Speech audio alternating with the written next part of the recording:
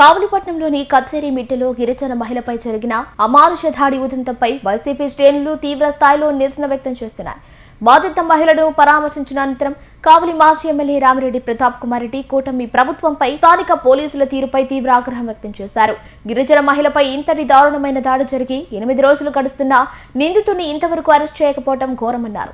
తాము పరామర్శకు వస్తున్న సమయంలోనూ నిందితుడు ధైర్యంగా రోడ్డుపై నిలబడి చూస్తున్నాడంటే అతనికి స్థానిక రాజకీయ నాయకుడి అండదండలు ఏ స్థాయిలో ఉన్నాయో అర్థమవుతోందని మండిపడ్డారు. ఇది జరిగి దాదాపు 8 days కావస్తున్నా కూడా ఇంతవరకు కూడా అతన్ని అరెస్ట్ చేయకుండా, ఈవెన్ ఇప్పుడు మేము వస్తూ ఉన్నా కూడా రోడ్డు మీద నిలబడి అతను చూస్తున్నాడంటే అతని ధైర్యం ఏంటంటే, ఇక్కడ రాజకీయ నాయకులు ఎవరైతే ఇప్పుడు కావలికి కాపు కాస్తామని చెప్పి ఇటువంటి వాటికి కాపుగా కాస్తున్నాడో, ఒక మహిళ మీద దాడి జరిగితే వచ్చి పరామర్శించకుండా ఈరోజు ఎవరైతే దాడి చేసారో వారికి సపోర్టుగా ఉన్నారు, వాళ్ళ అండ చూసుకొని ఈరోజు ఇంకా రోడ్డు మీద దిగుతున్నారంటే ఈ సమాజానికి సిగ్గుచేయడానికి కూడా తెలియజేస్తున్నాం. ఎందుకంటే ఇటువంటి పరిస్థితులు ఈరోజు మనం చూస్తా ఉన్నాం. పోలీసు వాళ్ళు, అదేవిధంగా రెవెన్యూ డిపార్ట్మెంటు ఇదంతా కూడా ఏ విధంగా అన్యాయం చేస్తున్నారో ఈరోజు ఆ ఎస్టీ మహిళకి దీన్ని బట్టి చూస్తే అర్థమవుతా ఉంది. ఈరోజు కూటమి ప్రభుత్వం చెప్పేవన్నీ కూడా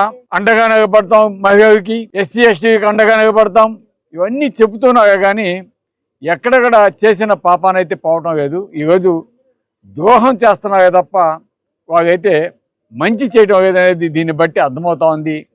అందుకే ఈరోజు వైఎస్ఆర్ కాంగ్రెస్ పార్టీ తరఫున మేమంతా కూడా వారికి అండగా ఉండాలని ఈరోజు మేము మా నాయకులతో రావడం జరిగింది. అదేవిధంగా కొంతమంది మీడియా వాళ్ళు కూడా రాస్తా ఉంటారు. ఏమని రాస్తారంటే, ఒక మైనారిటీ సామాజిక వర్గానికి మీరు వ్యతిరేకంగా చేస్తారా అని.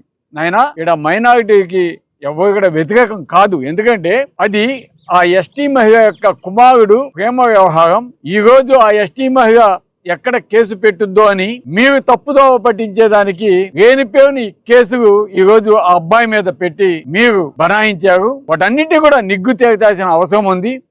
అంతేగాని మీరు ఒక వర్గానికో, ఒక కులానికో, ఒక మతానికో పుయ్యాల్సిన అవసరం లేదు. ఎందుకంటే ఒకవేళ అబ్బాయి తప్పు చేసి ఉంటే తప్పకుండా పోలీసులు శిక్షిస్తారు. లేదా మీరు తప్పుడు కేసులు పెట్టుంటే ఎవరైతే పెట్టారో ఆ పోలీసు వాళ్ళని వదిలేది లేదు. అదేవిధంగా ఎవరైతే తప్పుడు కేసులతో పాటు తప్పుడు సర్టిఫికేట్స్ ఇచ్చారో ఆ రెవెన్యూ డిపార్ట్మెంట్ వాళ్ళని కూడా వదిలేది లేదని కూడా తెలియజేస్తూ, ముఖ్యంగా గతంలో ఎస్టీ కమిషనర్గా చైర్మన్గా పనిచేసిన రవిబాబు గారికి, అదేవిధంగా మన స్టేట్ ఎస్టీ సెల్ అధ్యక్షుడు సురేంద్ర గారికి కూడా నేను ధన్యవాదాలు తెలుపుతున్నాను. ఎందుకంటే ఈరోజు మా కావలి దగ్గర ఇన్సిడెంట్ కాబట్టి అండగా వచ్చినందుకు తప్పకుండా ఆ కుటుంబానికి అండగా ఉండాల్సిన బాధ్యత మనందరి మీద ఉంది. జగనన్న మా అందరికీ చెప్పున్నాడు, ప్రత్యేకంగా చెప్పి పంపించున్నాడు కాబట్టి తప్పకుండా ఆ కుటుంబాన్ని మేము అండగా ఉంటామని కూడా తెలియజేస్తున్నాం.